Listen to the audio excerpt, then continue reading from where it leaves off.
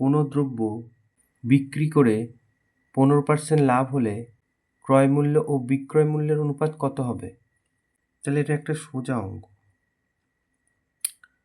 মনে করি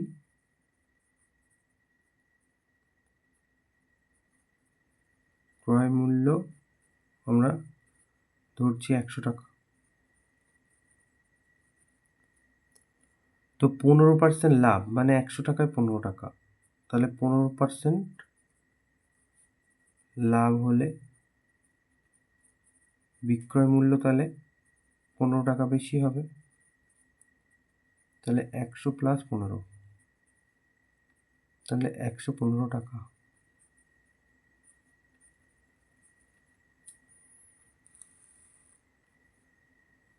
তাহলে অতএব ক্রয় মূল্য ইজটু বিক্রয় মূল্য 100:115,